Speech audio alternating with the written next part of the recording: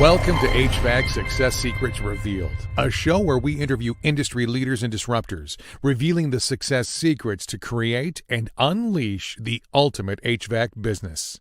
Now your hosts, Thaddeus and Evan.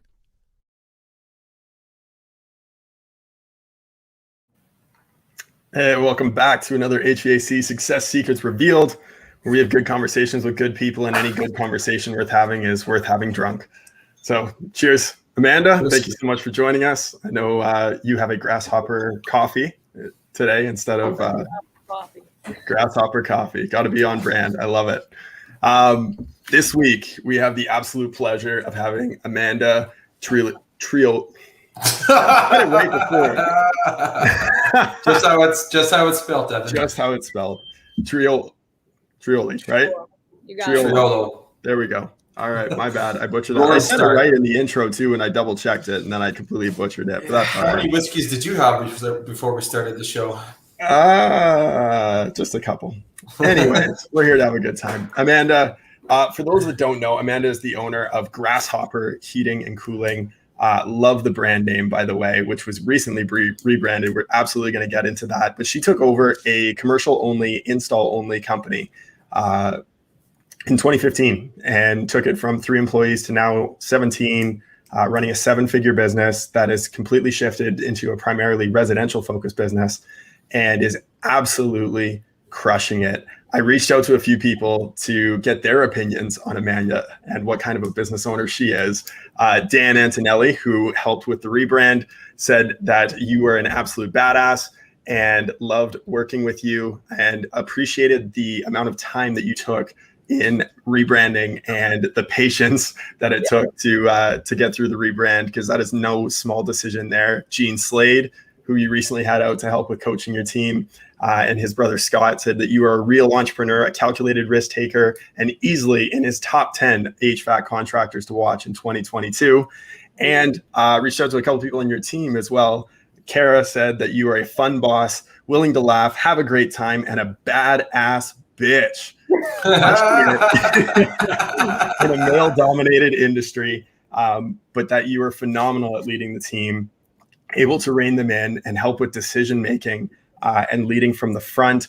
And your wonderful brother as well, Dylan, I talked with him too, and he said that you are phenomenal under pressure, that everything is manageable. You are so knowledgeable, and you are able to get onto the level of your team and help them work through any issue that they have and make sure that they feel understood as they're going through the process. It was a treat to talk to your team, by the way. And I loved talking with them, but welcome, Amanda. Thank you. You're welcome. I had no idea that you talked to Dylan or Kara. Is that what they were doing this afternoon? That's what they were doing. Yeah. I'm like, I hear the door shut, and he's like, I'm like, what is going on? Yeah. No, they were great and so willing to share and share some nice things. And it's funny following you on social media and seeing some of your posts about the team and from the team. Like, you can tell that you have a real family atmosphere around your business, and it's really inspiring. So I'm really excited to get into it today. But why don't we start with a little bit of your background, starting the business and really the shifts that it took for your business to truly take off from going from a struggling company that you took over to where it's at now? Yeah, I mean, in the beginning, first of all, knowing nothing about heating and cooling, just knowing there was a challenge at hand, it was not easy. I'm in a male-dominated industry. I've got a lot of companies around me that have been in the business for a really long time, and they, on their vans it says since 1934, for example, for one. Wow. So, I'm like, I've got to find a way to learn this business and see if I can make it A, profitable, B, I've always been about leading people. There's just always been something about me about leading people. So making it exciting about leading people, because at the end of the day, for me, it wasn't necessarily heating and cooling. It was, problem solving solutions that we can come up with and leading people. So for the first 2 years, I'm not going to lie, I was pretty disappointed, because I'm like, I think I took on the wrong challenge. ready to kind of throw the towel in. And then, we started to build a team environment. And a lot of that had to do with finding the right people. I don't know if you've read the book Good to Great, but getting the right people in the right seats on the bus. And I started to do that. And then something started to click. And, when something starts to click and you start to even develop the beginning of an actual team environment, it's crazy what can happen even just with getting the right people, let alone, developing your process or procedure from there. So it was a rocky beginning, but, commercial, speaking in terms of commercial, if you want me to jump into that now. Yeah. There's companies out there that their sweet spot is commercial and they are totally against residential. And, I respect all those companies. For me, it wasn't my cup of tea. It wasn't what I was about. What I found was high stress work environments where your employees don't necessarily want to continue showing up for 2 years at a time, unrealistic deadlines, and payment. Either you were going to get spiffed or you had a real solid relationship at that point, but it might look like waiting 6 to 9 months to get paid. So, for somebody like myself who's just getting into the trade, that kind of stuff just equaled miserable, to be honest. It wasn't where I could find anything I was passionate about other than leading the people through it. So I actually started to research residential, and I'm like, I think I'm on to something here. I think residential is going to be it. I don't know anything about it. Started researching softwares. I found ServiceTitan, which ServiceTitan has been my company since the beginning in terms of our software platform. Nice. And don't tell ServiceTitan this, but I had to fib to them to tell them I had 4 managed technicians in the beginning. So I could have their platform because they wouldn't sign you on if you have less than that. Yep. And I don't want to start one software to then have to pivot to another one just because I don't have the amount. So you know what? I'll pay for the 4, even though I have 2, at the time. So that's funny. So it was I always knew my end goal was to get to residential, but to be honest, I didn't have the plan in place. I didn't know what it was going to take to get there. And I did not know, how you exactly pivot from a commercial install only company into residential. And does it happen overnight? Does it happen in a few months? Does it happen in a year? How do you keep your guys working? Is it a nice transition from the end of a large commercial job to residential? Essentially, COVID hit and it answered all my questions for me. Now, you had an interesting scenario. I know when we were chatting, a few weeks ago about having you on the show, you walked me through that, and I took the notes on that. And it was you went from having not a lot of money in the bank because of everything that happened with COVID, the commercial and such, to be like, okay, I'm gonna give her one last good old college try. And you drop something like 10 grand in 1 month on Google Ads, and the rest is history. So walk us through, I guess, the mindset that you had when that happened to be able to say, all right, I'm going to make this leap of faith and just go for it. I love the verbiage on the leap of faith, and take a note of that because I'll tell you more about that after. But essentially what happened was, I don't know if anybody's watching was in New York or knows that they shut down construction job sites in New York pretty early on, actually, till about mid-June. The jobs I had going on at the time were all commercial install jobs. So we had a large job get shut down, and one of the jobs, they're like, you could tinker there if you need to keep guys moving, but essentially I was in a position where I couldn't keep all my staff moving. And to me, somebody who cares a great deal about her team and her staff, I'm like, this is not a long-term solution. And this is not anything that's going to bring us the long-term success that I'm looking for. And, if at the end of the day, it's about people, then I'm failing as a leader at this point.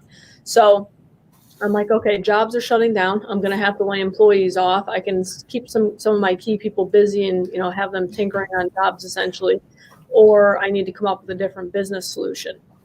People were not working in offices. So my first thought was commercial service. Okay, let's get into commercial service. Let's start the service of it. No, everybody was working from home. Nobody wanted people in business establishments. You had to jump through hoops to get inside of a building, and that wasn't going to work. So I actually Victor, if Victor's watching, he can tell you. I reached out to him on Facebook Messenger. I friended a bunch of other heating and cooling company owners on Facebook. And I'm somebody that, I don't know if you know what Myers-Briggs is, but I'm an INTJ. Okay. So as Gene said, calculated, I think calculated would be a good word to describe me. So I kind of just gathered what everybody else was doing. I researched a lot about their companies. I looked them up on Google. I looked up their Facebook page. I looked at the owners, and I just kind of saw a common theme of everybody I friended.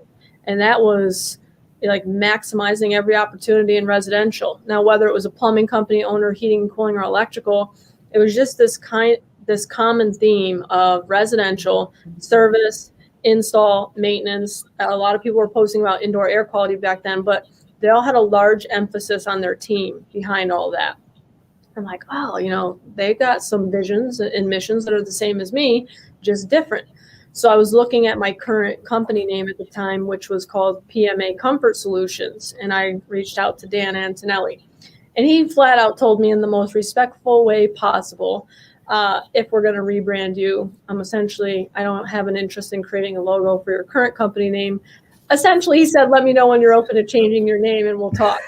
Yeah. So I sat on that.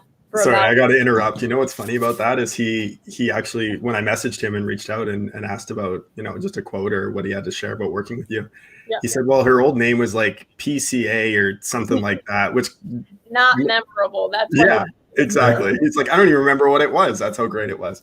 Yeah. So, he essentially said, why don't you sit on that, think on it. It's not a decision you want to take lightly. Let me know when you're ready to make the change. Yep. So I'm like, okay, that's not going to happen right now. I've got to do something different.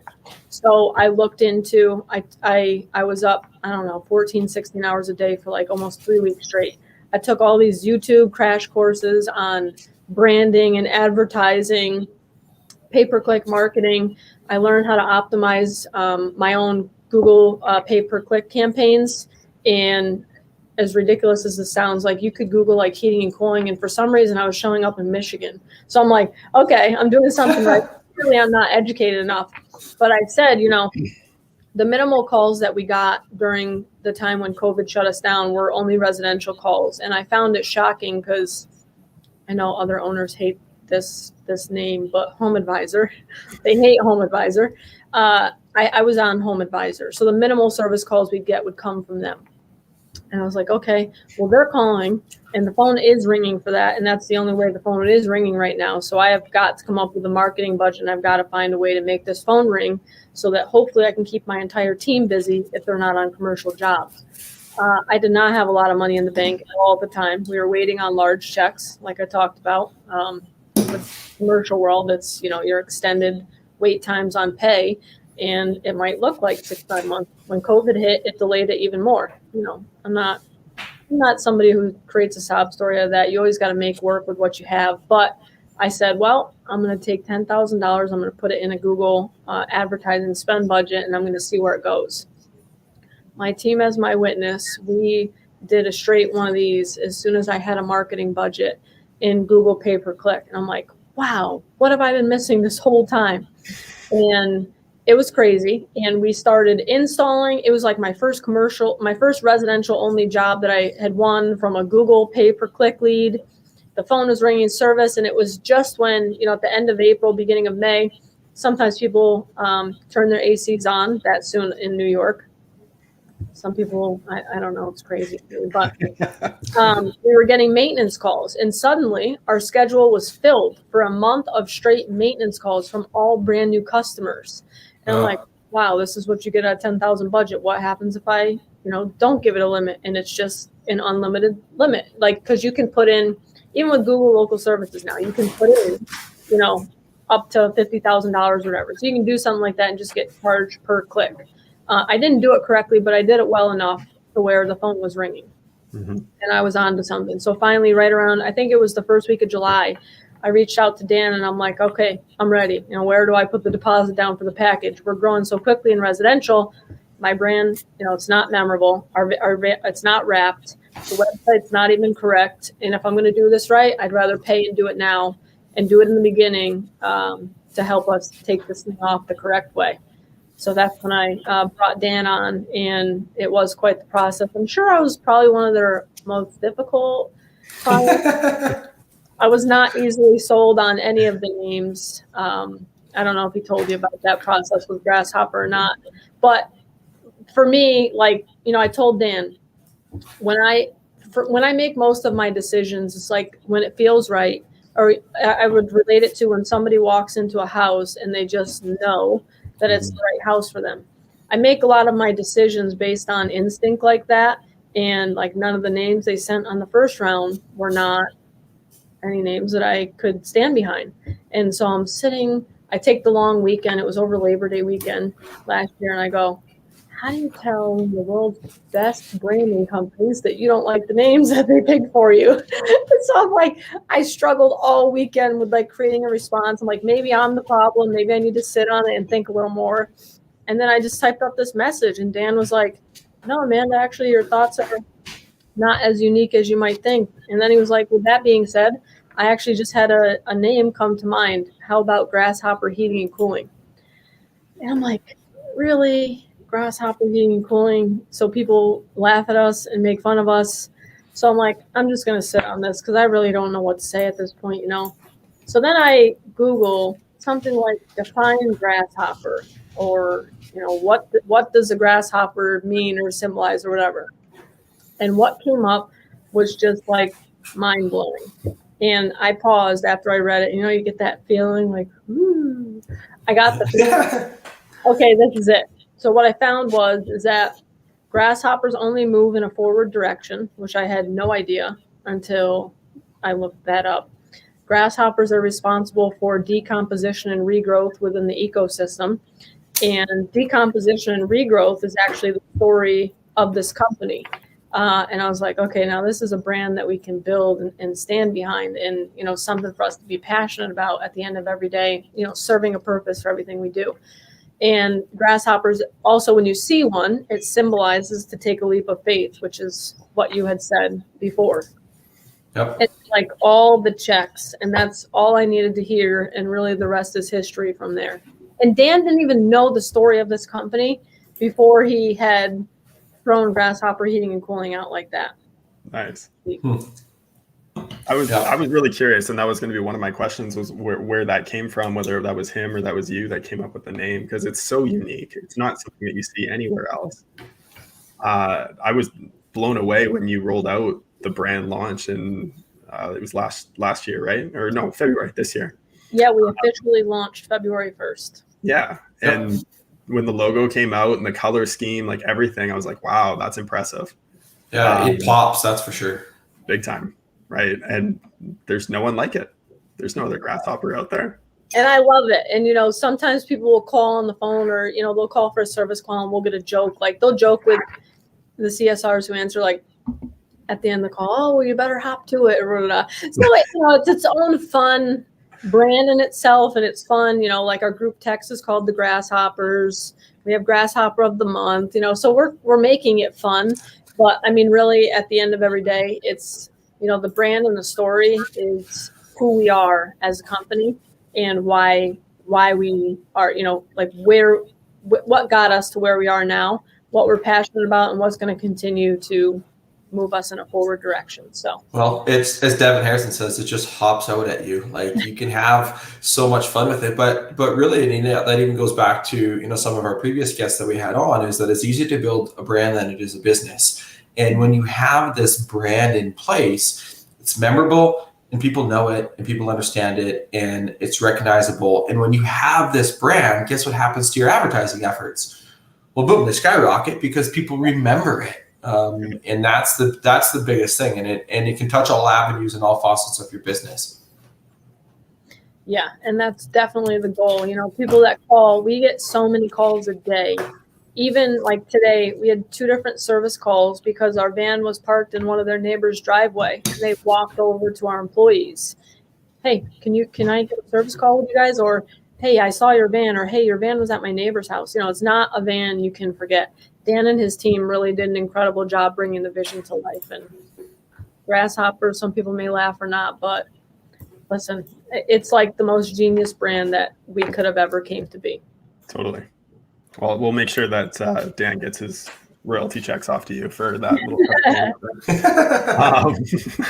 well, and you do have a saying that's on your website. I've seen it there. You put it on t-shirts with Devin Harrison. Said thank you, by the way, for sending him the t-shirt. And no pressure, but we'd love to get one too. I got you. All right. Forward is a way of life. Where did that saying come from? What does that mean to you? Forward is a way of life stemmed from not only, like I said, the story of this company. There's full transparency in that we were in fight or flight mode for a long time. Mm-hmm. And, you can hear in my story and what I'm telling you that we're a COVID silver lining story. Unfortunately, other businesses can't say the same. Mm-hmm. And I don't take that lightly. I'm very grateful. My team and I are grateful. Every single customer that we get, every new customer, it's something that we're truly grateful for, and we don't take it lightly. Forward is a way of life to me is personal, not only personal, it's professional. Forward is a way of life. Grasshoppers only move in a forward direction. Our goal is to keep our customers moving forward. There's a lot of branding and marketing that we play into that. But aside from that, it's a motivational quote on all three sides of all of our vans driving around every day. And, my hope is that maybe once a day, maybe if it's just once in the life of the brand of the company, somebody reads it and it helps them out, whichever situation it finds itself in. So. I love it. Yeah.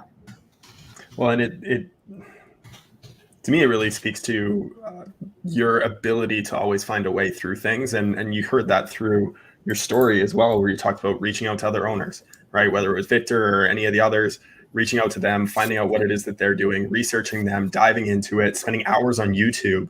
Like so many people, when they're asked about why they failed at something or why they struggled with something, and this is something Tony Robbins talks about, it's a lack of time, it's a lack of people, it's a lack of money. If only I had more of this.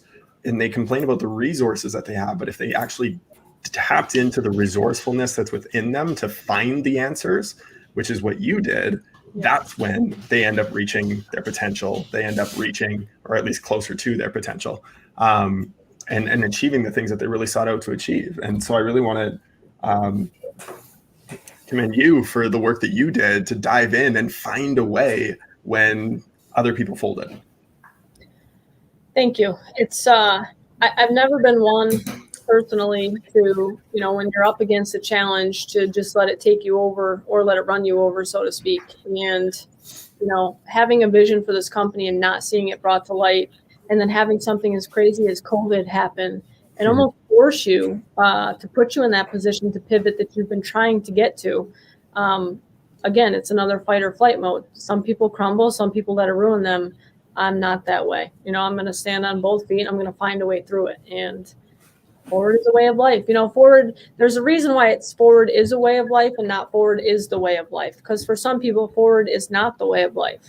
But how you choose to look at things and see circumstances and get through things, forward is a way of life. Mm-hmm. The key shift between the and an makes a big difference. Yep. Language is powerful. Well, and imagine if more people took that approach to everything that they did in their life, where instead of focusing on the negatives that are in front of them, they focused on finding a solution, and they kept trying until they found the result. Jim Rohn uses the example of kids, and imagine if as a toddler you're learning to walk and your mom walked up to you after the first time you fell and just said, you know what, walking isn't for you. It's just not something that you're cut out for. Yeah. Right? You kept falling and you kept getting back up again and you kept trying until you figured it out. Mm-hmm. If more people would take that type of mentality to their business, I think there'd be far less businesses that would have closed because of COVID. Yeah, I wholeheartedly agree. And, there's a lot of things that people are afraid about. I get messages from other owners sometimes on Facebook, and sometimes it's cash flow. Sometimes it's resources to spend on budget, on marketing. In my opinion, being where I am now, disclaimer, Rhino handles all of my marketing now, and they're wonderful.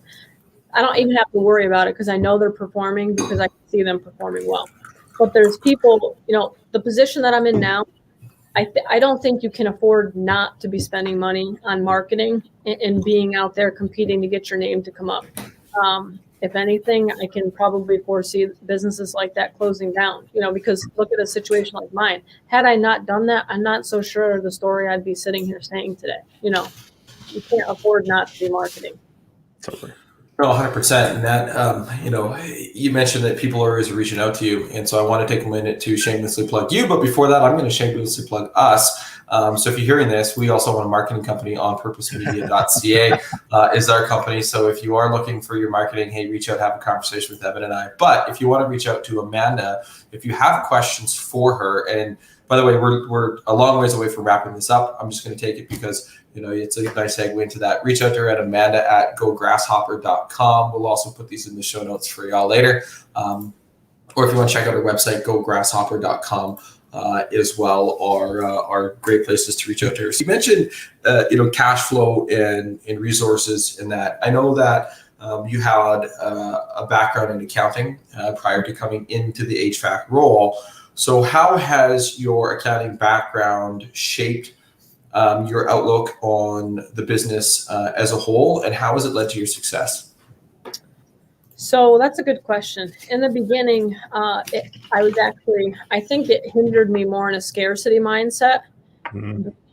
The minimal marketing budget, always being aware of what's in the bank, what's being spent, what money's coming in, when the money's coming in, how much is payroll. It would stress me out. Some nights I'd lose sleep, to be honest. The more I grew into learning the HVAC world, building relationship with customers and clients we had, and actually getting a feel for what the cash flow was and what to expect, it tamed down a little bit. Still, like I said, the whole time, it was always worrying about what was in the bank, Thank God I have not had to worry about that really in about a year now. So it's incredible. But the accounting background helps me to gauge. All I really need to look at is, I look at the job opportunities, I look at the close average sales, and I look at the closing rate. Well, I look at those every day, sometimes multiple times a day, to see how the employees are doing, to see how we're performing well as a company. In QuickBooks, the ServiceTitan integrates with QuickBooks. That's what we use as our accounting software. I can know really quickly by looking at it how well we're doing and how healthy we're doing. And, I set the ServiceTitan's really great in that you can put your estimates in the system. So we've got all of our equipment in the system for estimates, and the guys go out there and they're at a high margin. So they're in the system at a really high margin. The guys know they can add coupons to it to sell the jobs based on where, the margin is, based on the tonnage of the unit size, if the job's complicated, so on and so forth. So knowing that I know where our margins are and knowing that the guys know where they're selling it at, really, to be honest, I don't have to worry about margins on jobs that are being closed out because I put them in the system that way, calculating all overhead, branding, vehicles, salaries, wanting to be right where we need to be profitably. So it's helped me, it's hindered me, but for the most part, I think it's helped me in setting up our pricing, setting up margins and where we need to be healthy.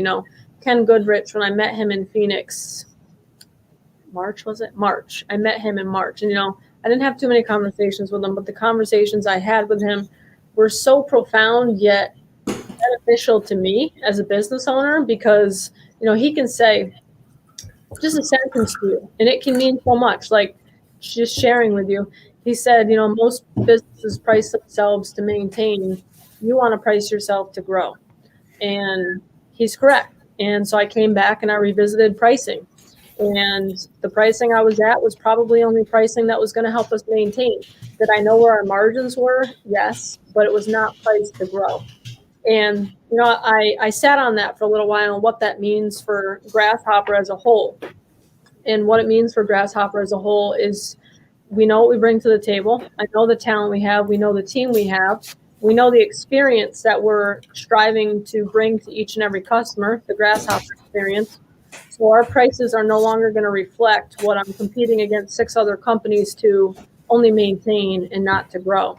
And since we've stepped out of that realm, night and day.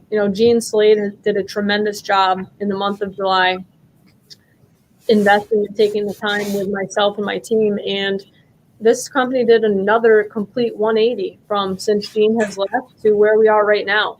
And I mean, you saw average tickets go from $333 to $1,981 an average ticket. And that's, Wow. you know, a company like us that's growing as quickly as we are, we're no longer chasing to fill the board with 7 no cooling calls per technician per day. I don't care if we're booked out a month on no coolings. If it means that they have 2 to 3 calls, they're maximizing every single opportunity. And if each average ticket is coming in around $1,900, what do I care if a technician can only hit 2 calls instead of 7? I'm bringing in more money in 2 to 3 calls than I would be in rushing him to get through 7. He's getting home on time. He's getting rewarded for his performance. The customer is being taken care of because we've maximized that opportunity, and you've got a happy owner. So it's like, no, that was something that Gene talked about on when we had him back on the show, gosh, in January, I think it was this idea. And we were talking about the summer and how so often we push employees to maximize the effort, get on as many calls as possible. But meanwhile, we're not maximizing the calls that we do have. Yep. And taking the full advantage to make sure that we are delivering to the customer the most amount of value possible. When you change your pricing, you're no longer competing on price. Mm-hmm. You're competing on value. Yeah. And you're in control of that. And that's a really powerful thing. So that's really cool. Yeah. And with Gene, you know, he really took the time, and he didn't only work with, I sat in on every single day on all the trainings. I didn't miss a minute. And it was awesome because I learned so much it was 4 days he was here that I had really in a whole year. You know, I learn a lot in a year. I'm learning every day. But the value that Gene brought to the table is, I can't even tell you in words. Like this company has done a 180. And it's not that, you know, Gene knows all or he's the end all be all of training, but what he's saying makes absolute sense. And it actually made it so we're serving the customer better. And it's not that we're trying to get as much money as the customer as possible. You know, yeah, are we in business? Absolutely. But when we go into a system that's a no cooling and say the capacitor is bad, well, why did the capacitor fail? Well, what does the inside unit look like? You know, what's going on with the inside unit contributing to the outside unit? What's going on with the compressor? Where's the contactor at? Does the customer even know? Sorry, Gene, torque booster, not capacitor. Does the customer even know, you know, what that means, where the ratings are supposed to be? So it's really maximizing every opportunity and informing the customer on all those things, and then presenting them with their options and letting the customer make their best informed decision. And, you know, one takeaway that my entire team took away from the week we had with Gene was stop shopping out of your own pocket. You know, stop being afraid to present the options because of what you have in your bank or what you have in your pocket. And he's absolutely correct. And most all my technicians can tell you that was their perspective before Gene was here. 100%. Well, and that leads into, you know, when you talk about your competitors and I mean, obviously maximizing calls, but you talked about the competitors and making sure your pricing is there, you know, some of that. You used to do a unique strategy or I guess a research thing. And I don't know if you still do it. And I kind of wanted to dive into it. I was going to ask you before if you still do it, but we heard that at one point in time, you know your competition, who is there, what they provide in terms of a research tool, not to necessarily price yourself comparative to them, but more over their programs and but especially their Google reviews, and not just looking at the 5 stars, but also looking at the 1, 2, and 3 stars and seeing, okay, what are they not performing right on? How can I get better at my business? And you used to do that once a month. Now, I'm curious to know for you to walk us through that practice, and if you still do that once a month. Yeah, actually, I was just doing it yesterday with my sales guy, Connor. I have learned so much by researching the paragraphs of 1-star reviews that customers leave other companies that have told me everything I need to know on what not to do and how not to take care of a customer. And anytime a customer that's hired here, there's a review that I go over from a company that's local here, and the review is horrific. And I go over that review when they're being onboarded here. And I don't disclose the company name. It's irrelevant. I don't disclose, you know, in which area or anything like that. But I do read the review as a whole. And I say, this is the exact opposite on a company that we'll ever be on, or in how we'll ever treat any of our customers. Not ever. Not in how we'll conduct ourselves, not in how we would never not clean up. A part of it was in how they didn't clean up after themselves. And just how, not return phone calls, didn't acknowledge or present themselves to the customer at all. It was horrific. And if anybody wants me to send it to them, I will. Just shoot me a message. But I study that every single month. And it's not, I'm not joking when I say that I don't care what the competition's doing. We do price ourselves as Grasshopper, and we're selling Grasshopper. I do care, though, about the experience and how people are being treated. So people would be like, who cares about your competition? Stay in your own lane, focus on you. I agree with that. And I don't concern myself with pricing or anything like that, but I do concern myself with the reviews. I think reviews say a lot about not only a company, but about the people they have employed there also. Well, and it's paying attention to the market. Yep. Right. That has nothing to do with the other companies and what they're doing or what they're not doing. It has everything to do with what is it that your customer expects of you. Yes. It's paying attention. So there's nothing wrong with that. That is staying within your own lane. Yeah. And I'd say, if the customer is going to leave paragraphs, our goal is that the paragraphs are positive, not this long of paragraphs of a horrific 1-star negative experience. Now, disclaimer, maybe I'll get one of those reviews someday. In fact, I'm sure I will. Yep. But that will mean that we failed somebody as a company, and that will be a very monumental learning experience for us. 100%. Well, and every setback and failure you have, you take a learning experience from it. I mean, there's a golden nugget in and of itself. I mean, it's not a failure. It's not a setback. It's a learning experience. How can you adapt? How can you change? How can you tweak? And how can you, move forward from that to be a better person and a better company, which is powerful, powerful, powerful stuff. So, random question. And this is the part of the show where we have queued up a random question generator that has absolutely nothing to do with anything that we're talking about, and it completely throws everybody off their game, but it's a lot of fun. So when I did it, I pulled one. I'm like, oh, that's a good one. I'm like, let's see what the next one is. I'm like, oh, that's a good one too. So I have two options for you to choose from. So you got to go with option A or option B. Well, my first name starts with A, so let's go with A. All right. What's expensive but totally worth it? Jeans. A good pair of jeans. Good pair of jeans. That was a quick answer. Yes, super quick. Yeah. It's like I think it was one of the quickest answers we've ever had on the show. Because it's what I get battled on the most. You cannot put a price on a nice, comfortable, crispy pair of good jeans. Sorry. Comfortable clothes in general. I mean, that's... Yeah. I don't know if you could put comfortable and crispy in the same sentence when you're talking about pants, but... All right, so Diesel's my favorite jean brand, okay? But something with the Diesel jeans, when you get them, they're crispy and they're almost like sweatpant-like material because they're so comfortable, but they look so crisp when you're wearing them. Gotcha. The look, not the feel. Somebody there gets it.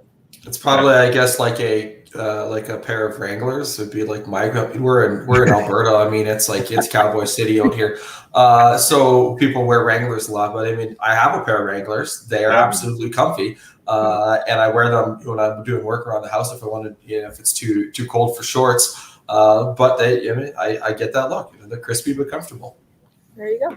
My Wranglers are not comfy. I bought them 2 sizes too small just because it was for a Halloween outfit. So isn't that how you like to wear your pants in general, though, Evan? No. Okay. Awesome. One thing that I really want to dive into, the elephant in the room, if you will. HVAC is a male-dominated industry, and you are crushing it as a female entrepreneur, number one, but a female entrepreneur within HVAC. As a father to a young daughter, I aspire for her to have the best life and do whatever she wants to do, but to have role models like her mother that was an entrepreneur and sold her business and like yourself means the world to me. So I'm really curious, what have been some of the biggest hurdles and struggles that you've had to overcome just as an entrepreneur in general, but also as a female entrepreneur? And then I do have a follow-up question to that as well, but let's tackle that one first. I was on a panelist for International Women's Day a few months ago, and there was a lot of feedback on there on how a lot of women essentially get crap in leadership positions as a whole. I think that I've been really blessed and fortunate. I have never had that problem with anybody on my team. I have one other female working for me, soon to be two, October 1st, but my team wholeheartedly respects me, and there's never any question in that. So for that, I'm very grateful. In the industry, though, out in the field, I've had a handful of experiences where I've been overlooked or not respected in that regard. And the cool thing about it is one of my team members was there for one of them, and it was something as stupid as buying a new company vehicle. And they said they didn't want to refer to me for purchasing the vehicle, and they wanted to refer to him. And he had to say not once, not twice, but 3 times, actually, she's my boss and she's going to be the one handling it. He did not want to deal with me for the business transaction because I'm going to speculate it was because I was a woman. Really, I have no idea. It was really the strangest thing. He would not look at me. So he would look eye to eye with him, but not me. Actually went and got another sales guy and I dealt with him. I have no idea. It was the strangest thing.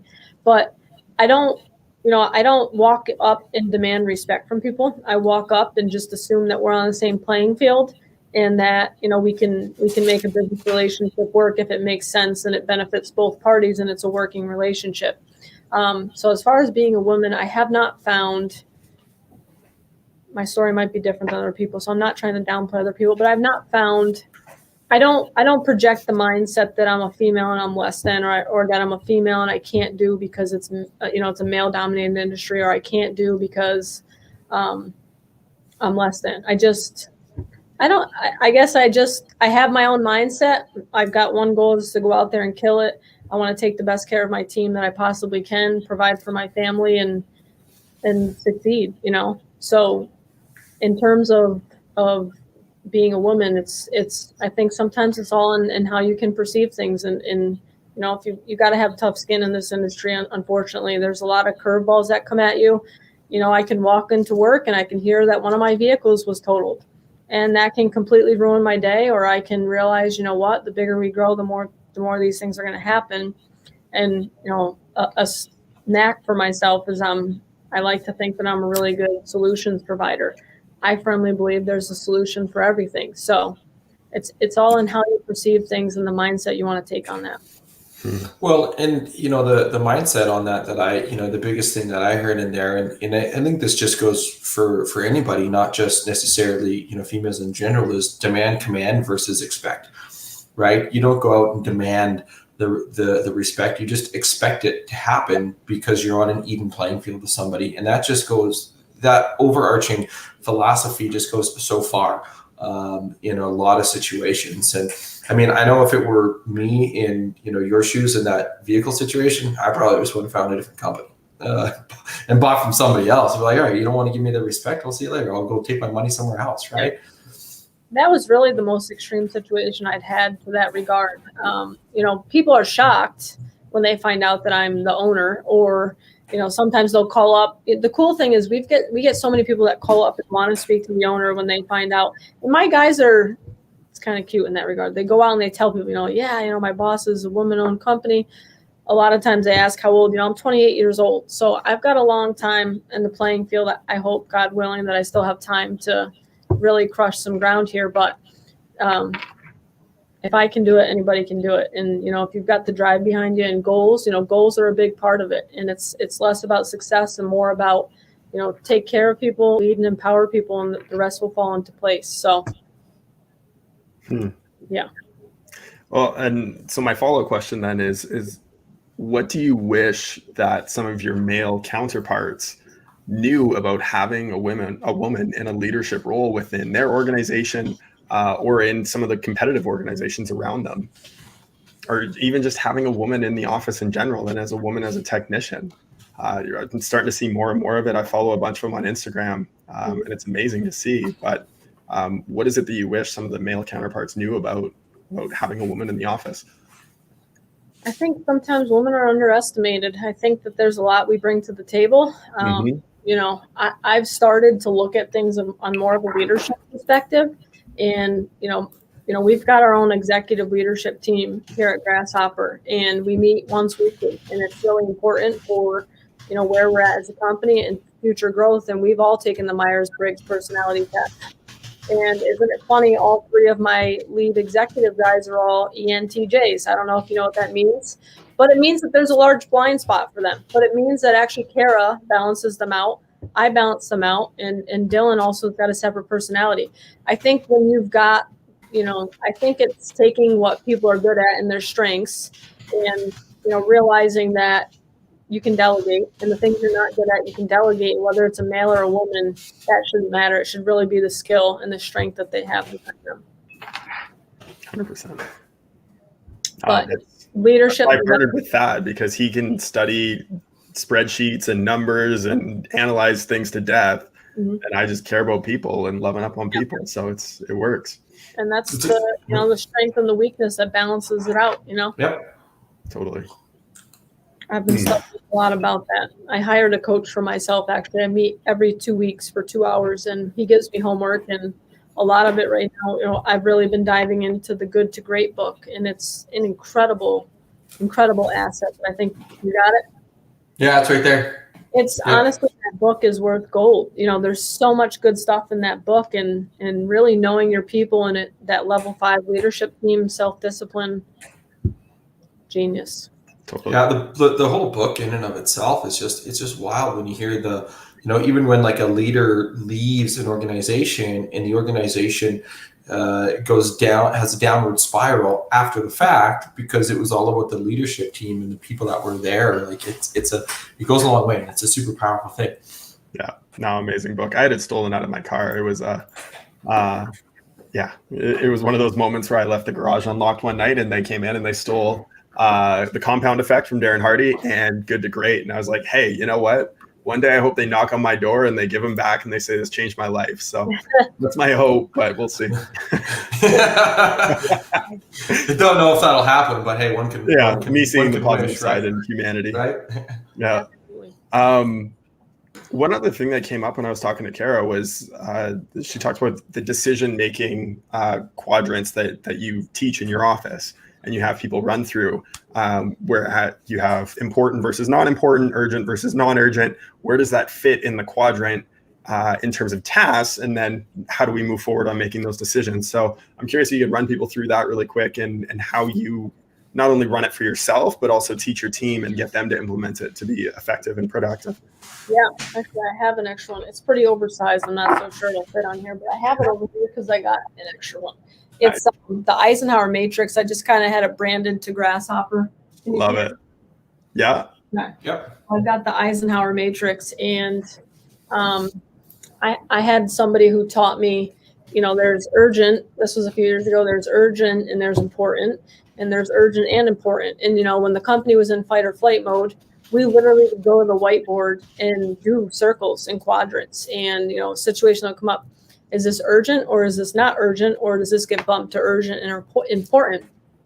And that process in itself taught me literally how to help come up with a solution for everything. If it was not urgent or important, delegate it because it did not matter and it didn't need to consume my time.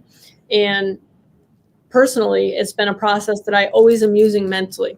So if somebody walks in my door or I get a phone call and they sound urgent and important, but to me it's not classified as urgent and important, I will literally spend the time breaking it down with them and helping them discover where it falls on the Eisenhower Matrix so that they can then start to challenge their own brain.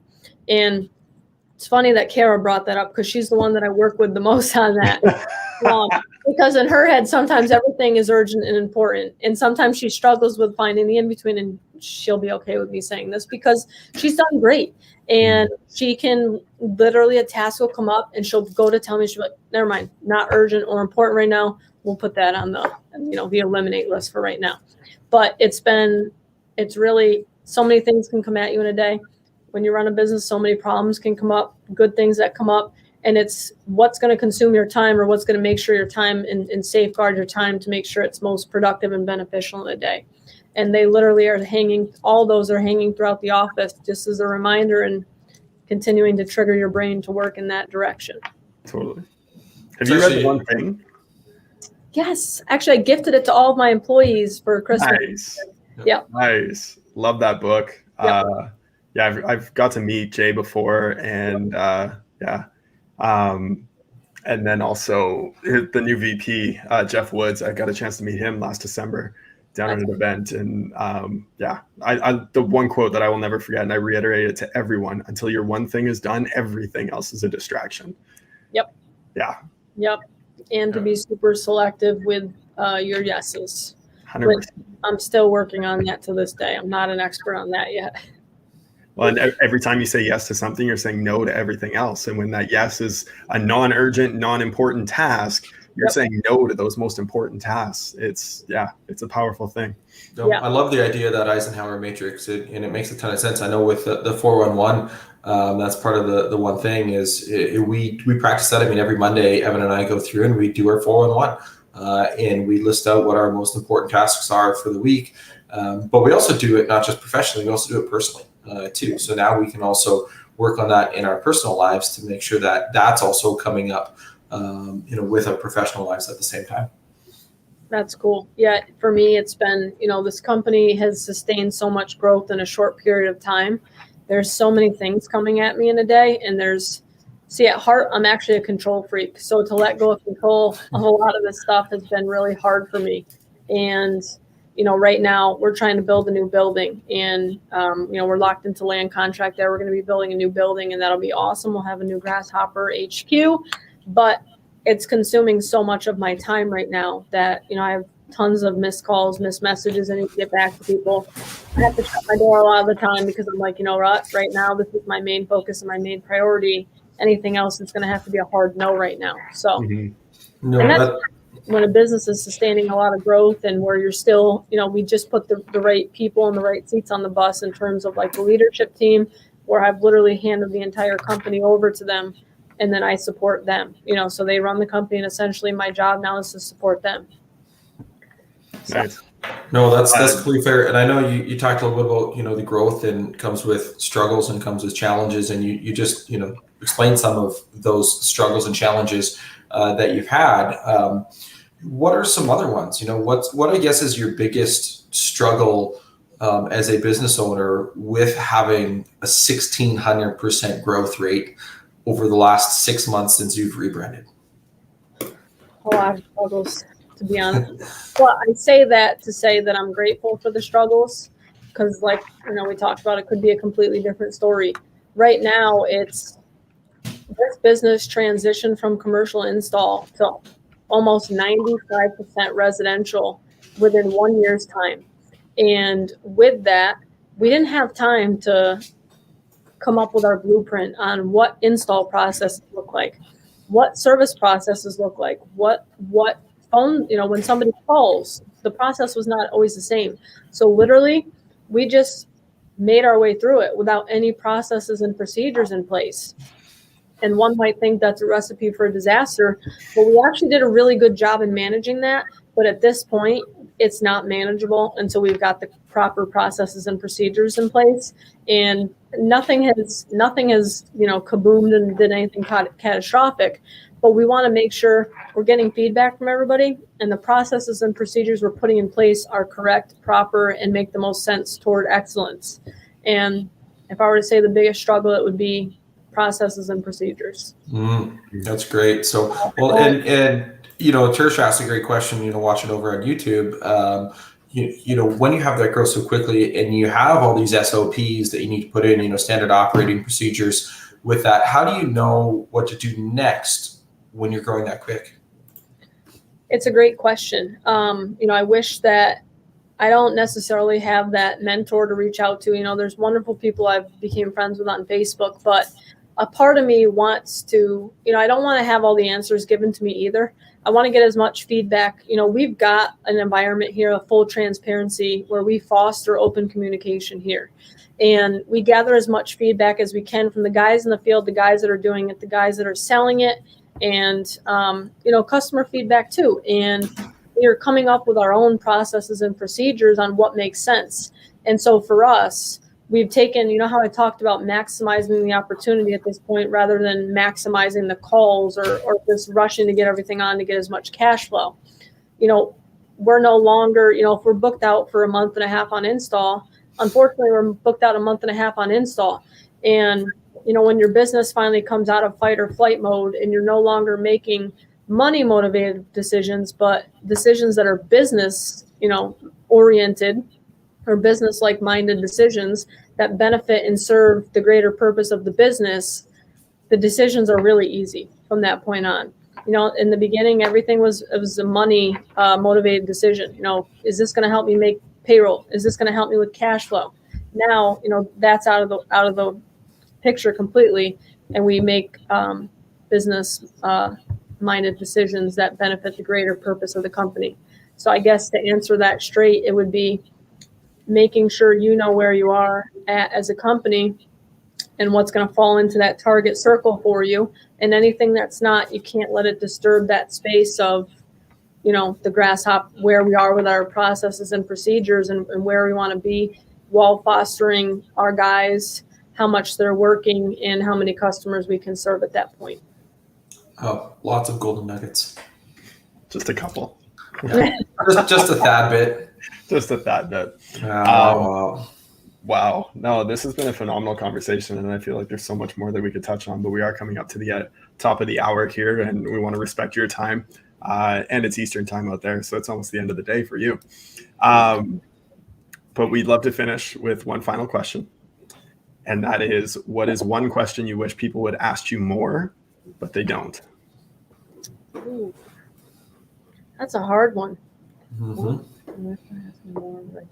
They don't. That's a good one. You got me with that one. The other one I was quick to answer. This one, I guess it would be the story of why Grasshopper. I'd love to get the story out there more. I get what does Grasshopper mean, but when you tell them, Grasshopper's moving in a forward direction, our goal is to keep our customers moving forward. Okay, but why Grasshopper? So maybe it actually falls back on me that I have to do a better job in communication with that. But well, and I know that you have touched on the Grasshopper in everything there, but we'll give you the platform. Why Grasshopper? Are you asking me now? We are, because we're going to cut this segment and we're going to post it everywhere just for you. Love it. Grasshopper. Why Grasshopper? Because grasshoppers only move in a forward direction. They don't move sideways. They don't move backwards. And, I believe that forward is a way of life, and so do we at Grasshopper. And it's not only, what we strive for our customers, but how we live out our lives and what makes us passionate about Grasshopper. And anything that falls in the line of making sure that forward really is a way of life is anything we say yes to. Love that. That's it. Just so everyone is ready, make sure you rewind that part and take notes, because that's the mission statement you need to have for all of your businesses as well.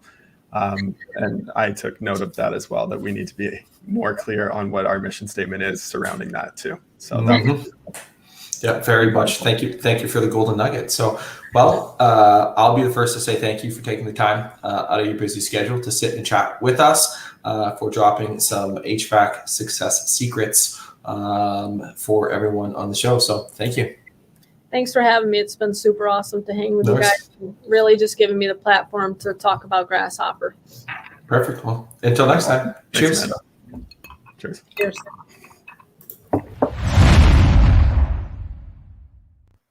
Hey, thanks for watching another episode of HVAC Success Secrets Revealed. Before you go, two quick things. One, join our Facebook group, facebook.com/groups/HVAC Revealed.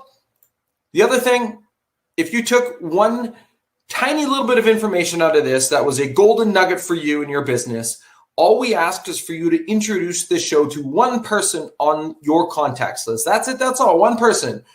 So they too can unleash the ultimate HVAC business. Until next time, cheers.